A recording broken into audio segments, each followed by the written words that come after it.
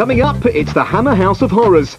The players had a nightmare, and the boss won't stand for it. As long as I'm here, I'll never let them forget it. What a way to go! Law gets the boot at Bradford via the internet. And Adam's in at Adams Park. Why Tony chose to be a wanderer. This is the level where I can learn my stuff.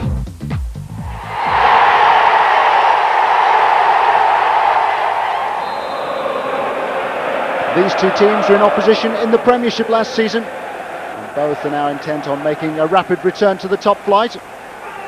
This is unquestionably the game of the day in the First Division.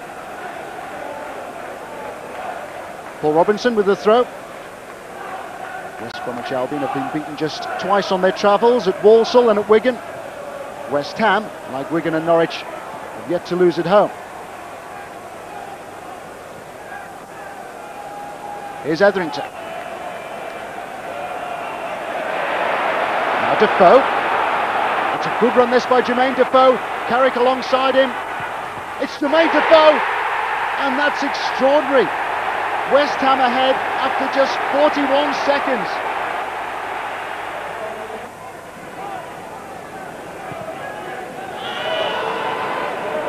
Here's Godso. Oh, that was careless. Dean. Now Etherington. Brian Dean. West Ham had a second. And it's Brian Dean's first since joining them from Leicester City. Dean. Mullins was fouled by Godso. In by Defoe. And Dean has got another. Appalling defending again by West Bromwich Albion. Totally unmarked on the edge of the 6-yard area.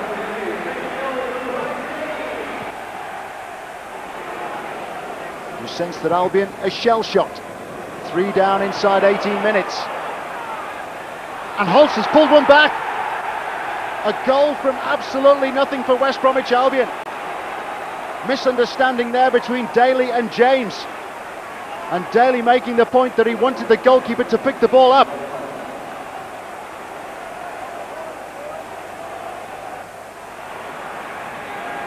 Etherington.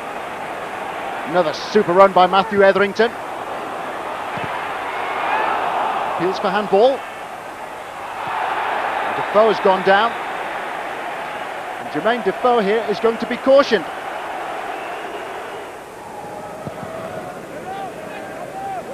West Ham have gone 8 games without defeat, but they haven't won since Alan Pardew took over. They've drawn their last 5.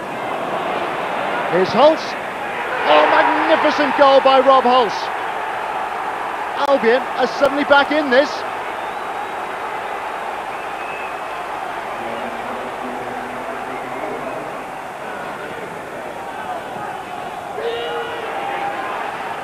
Wigan. Oh, and Defoe diving in. And Jermaine Defoe here could be in big trouble. He's already been cautioned, but that was a straight red. It's the second time that Jermaine Defoe has been sent off this season. Regan taking evasive action. Albion doing their best to crowd James out. And Albion have got an equalising goal. Godso will try to claim it, but that was an own goal by Brian Dean. 3-3.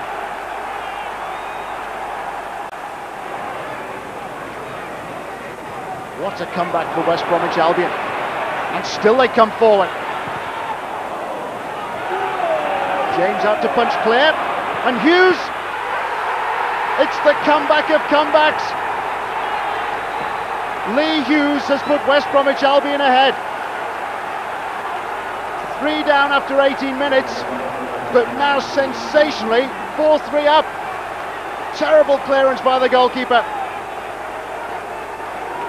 It started very well for us. You know, we got off to a good start. We were playing some good stuff. So, you know, looking at the overall thing, it's a bit disappointing when you look at the second half. I expect the players who are here to roll their sleeves up. I hope that never happens again. And as long as I'm here, I'll never let them forget it. It should be our best result of the season. because not only have we come here and won, the manner in which we've won and the lessons that we can learn from that, we're going to have to be remarkably stupid if we don't realise what's actually gone on today. 10 games now without a clean sheet for Burnley, although it's doubtful even they have conceded a softer goal all season. Defenders Dean West and Arthur Nahere, plus keeper Brian Jensen, producing a moment from a carry-on film. Michael Tong just couldn't believe his luck. The Clarets haven't won at Bramall Lane for 30 years, though without Phil Jagielka's goal line clearance, they would have earned a point. Successive wins for the Blades, but only just. The current form table suggested this would be close. In reality, it was all over inside half an hour. Paul McVeigh's stunning opener set the tone. After that, 18-year-old Ian Henderson took centre stage. In for the suspended Kevin Harper, he capitalised twice against a defence that simply couldn't cope with Darren Huckabee's direct running and quality of cross. Huckabee had a brief but successful loan spell at the Den 7 years ago. Now Norwich are the beneficiaries. Henderson able to mark his first start of the season with a brace. Darren Ward's scramble goal in stoppage time was little consolation for Dennis Wise. His first defeat as caretaker manager. But watch this space. He and his chairman might just have a cunning plan. He's the man in charge and he's the man who makes the decisions, and if he asks us to take it on, obviously there's certain issues that need to be sorted out, and if they're sorted out, I'm sure me and Ray will be happy to carry on. 9 points separated the sides at the start, but you'd never have known it. Wigan seemingly content to get a draw, and they looked like getting it too until their plans were dashed by Andy Hughes' second half strike. An impressive 5 wins in 7 games now for manager Steve Coppell.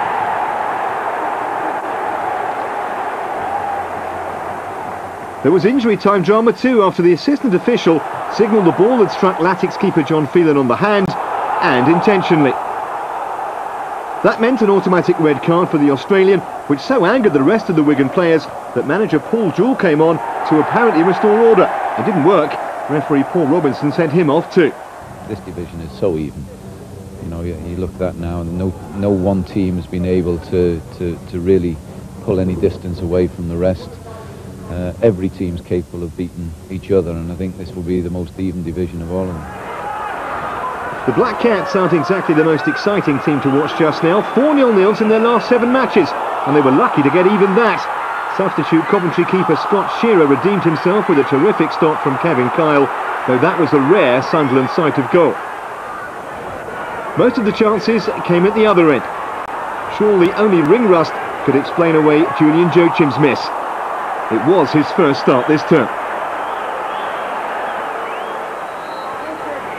Derby boss George Burley had more than 400 games in charge of Ipswich, and he so nearly enjoyed a really satisfying win against the club who released him a year ago. Peter Kennedy's superb free kick came in first half stoppage time, and then he supplied Danny Dichio for another fabulous effort. The Rams 2 up at the break against an Ipswich side who can't keep a clean sheet for love nor money. But within 9 minutes of the restart it was game on again. Ian Westlake clipped by Pablo Mills, referee Keith Hill had a perfect view, and up stepped Tommy Miller to halve the deficit.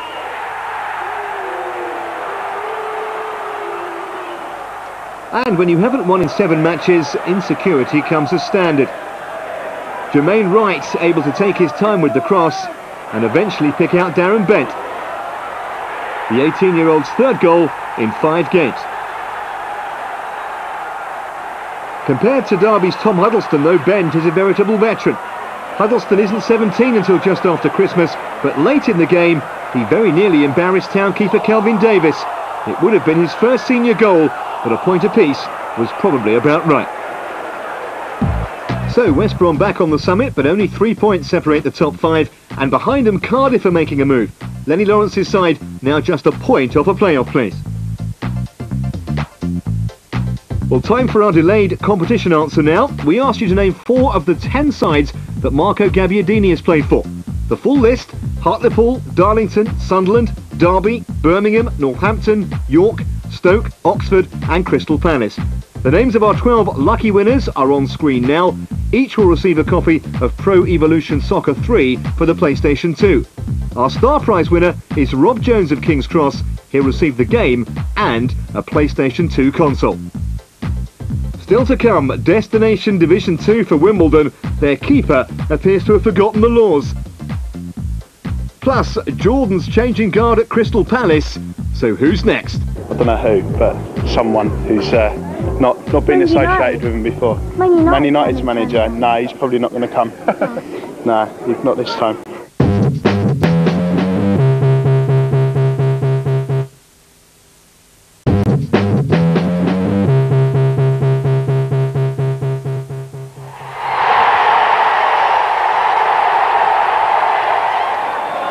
Good news for Wales ahead of their European Championship playoff against Russia. Cardiff's Rob Earnshaw is in top form. Earnshaw scored a fabulous goal to put Cardiff ahead against Stoke City. He can expect to be involved in Moscow at the weekend because Newcastle United's Craig Bellamy is somewhere off full fitness, having recently had knee surgery in the United States. Stoke had gone 4 league games without a win, but stunned Cardiff just before the hour. Chris Common scoring his first goal of the season. Cardiff manager Lenny Lawrence said he was delighted with the way in which his team responded. Graham Kavanagh once with Stoke put John Robinson in the clear, and Earnshaw was left to do what he does best. Earnshaw's 14th goal in the league this season, his 19th in all, and who's to say he can't now go on and improve on last season's 35 goal total. Cardiff still had time to make the game safe. Kavanagh's corner eventually turned in by Danny Gabardine, who was on target for the first time this season. Cardiff have gone 6 games now without defeat. Nottingham Forest have suddenly lost their way a bit, losing 4-1 at Walsall on Tuesday and struggling to make any real headway against Watford. Eugene Bopp's effort was disallowed for a foul on goalkeeper Lenny Pidgley. Forest seemed low on confidence, and only the acrobatics of goalkeeper Darren Ward kept out Scott Fitzgerald.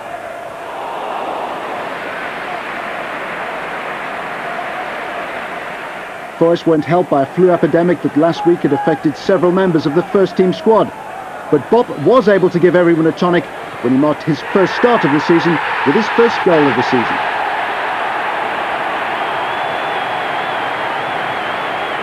Watford had been beaten 2-1 at Preston on Tuesday and must have thought that this was going to be another of those frustrating away days when they too had a goal disallowed. Micah Hyde's shot came back off Ward, but Fitzgerald had strayed offside. Ray Lewington then decided to make a substitution, bringing on Lee Cook in place of Neil Ardley. An inspired switch this by the Watford manager. Cook's first ever goal for Watford. The manager says that he does that all the time in training. Going 1-0 down against a side like Forest, you know, it could have gone the other way. But instead we grew stronger. I thought that the spirit in the side was absolutely fantastic. We got a deserved equaliser, and probably there was only one team that was going to win it, I think. Crewe have managed just 5 away goals all season, and only Rotherham and Wimbledon have a poorer away record. Cue another near miss at Priestfield, where Dean Ashton's aim was rather too precise.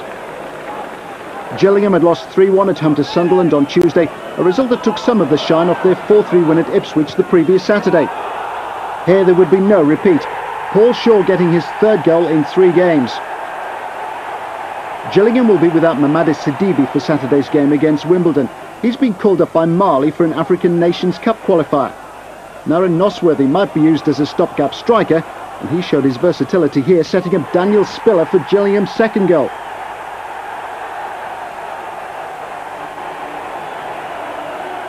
Crewe ended the game with 10 men. Kenny Lunt sent off now after he tangled with Andy Hessenthaler. The Gillingham manager received a yellow card for the foul, and Lunt, who'd already been cautioned, was dismissed for his reaction.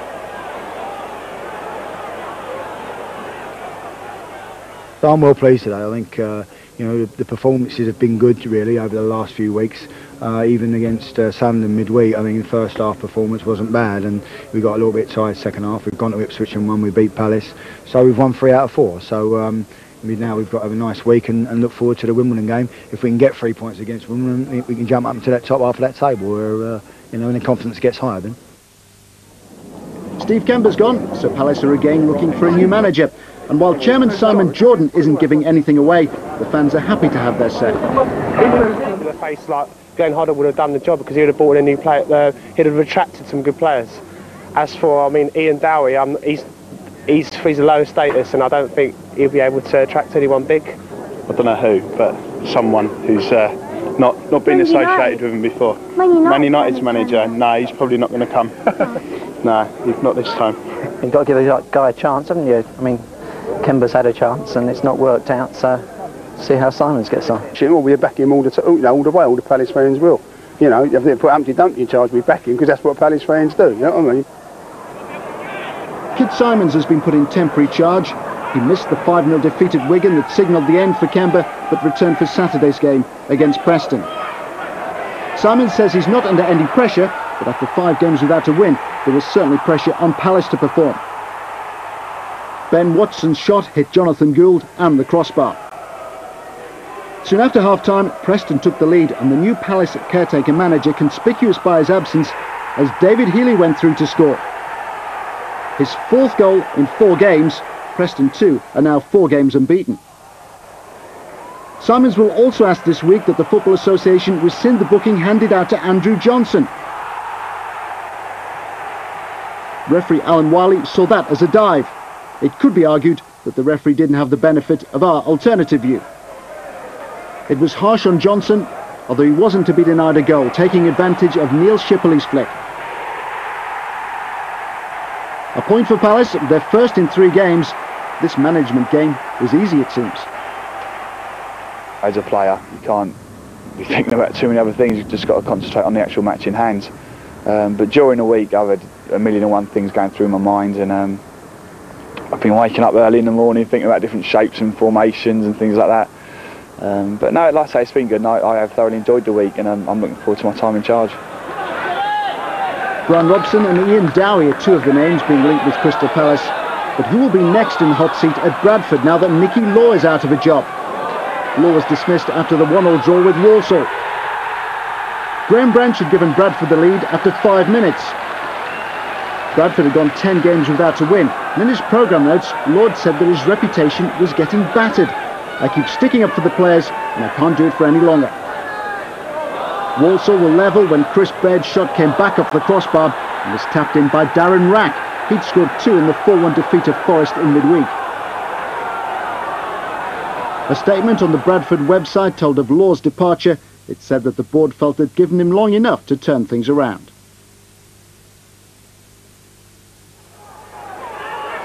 The bottom 2 were in opposition at Millmore, but Rotherham went ahead with a top-notch goal. An amazing effort by Martin Butler.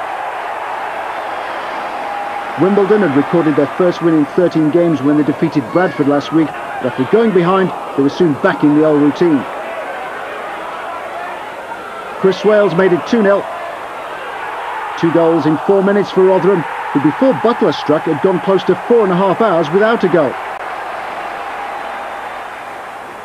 In the second half, another corner and another goal, this time for Martin McIntosh, who only got the faintest of touches, but was happy to say that his intervention made all the difference.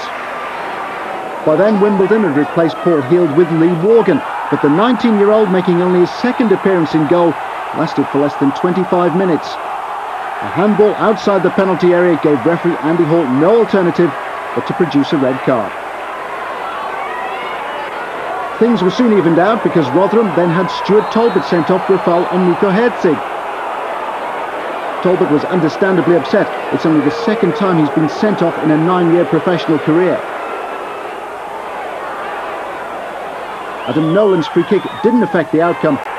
This isn't a time for celebration at Wimbledon or Milton Keynes. Wimbledon are now 4 points adrift at the bottom. A point wasn't enough to keep Nicky Law in a job or to take Bradford clear of the relegation zone. Just 3 points now separate 5 of the bottom 6. Tony Adams returned to football last Wednesday. The only surprise was where he chose to start his managerial career. On the Ball's Dave Beckett reports. Are you ready? Hello, great to see you again. He's talked a good game for the past year and a half. Time for action. It's all new, it's all scary at times, but also very exciting. Tony Adams could resist no longer. His sports science degree is suspended, Wickham starstruck. And that's just the players. The goal he scored against Everton, I think it was to win the double. It just epitomises what Tony Adams is all about. He's a bit of a hero of mine, if I'm totally honest. Adams is going in there! The last 3 months he spent doing his UEFA Coaching B badge, League Managers Association course, always looking at the game, studying it. He's ready. Come and support us, yeah? Good man. Give me an enormous buzz, being able to coach. And then the second thing is that I was not bad at it. You know, I realised that I could actually put my points over to the players. So I thought, you know, this is for me. It's a smaller club, and it's not going to get all the amenities and all the niceties that you do at a Premier League club. Learning the hard way with Wickham did Martin O'Neill no harm. He made the dream of league football come true. Laurie Sanchez led the club through an FA Cup fairy tale. But one win from the last 16 league games is the reality facing the new manager. I need to practice coaching. These guys are technically maybe not as gifted as Premiership players, so a great opportunity for me to actually improve them a little bit, maybe pass on some knowledge. So this is the level where I can learn my stuff. I can't imagine there's anyone out there with more motivational skills than he's got. You know, he'd run through brick walls for the Arsenal side, and you know, if we could instill a little bit of that into our side at the moment, then we won't be far short. Well, I've had more ups and downs in the last week than I've ever had for 17 months being out of the game, and that's the thing that I love. You know, you have enormous highs in football and you have enormous lows, and that means you're alive, doesn't it? You know, when it's level, then you're dead, aren't you? So I don't intend that. Life's not like that. Are you comfortable at coping with that, though, of pitching yourself back into that? I can't wait. You know, I'm really excited with that. We could be looking at an England manager in 10 years' time. God, that's pressure already. Well, I don't think it's any more pressure than he put on himself. I think, you know, he'll learn his trade here, he'll learn what he needs to do. He'll go on and be a major figure, I think, in English football. Yeah, there's a lot to learn, and my ambition, I don't know, one day at a time. Plenty of second and third division teams made it to the second round of the FA Cup, but Torquay were put out by Burton Albion, whose reward is a game against Hartlepool. Accrington Stanley beat Huddersfield and now take on Bournemouth. New Cheltenham manager John Ward inspired a win over Hull. Stevenage put Stockport out and now take on Swansea. Next week we're alongside Tony Adams as he takes charge of Wickham Wanderers for the first time. Until then, goodbye.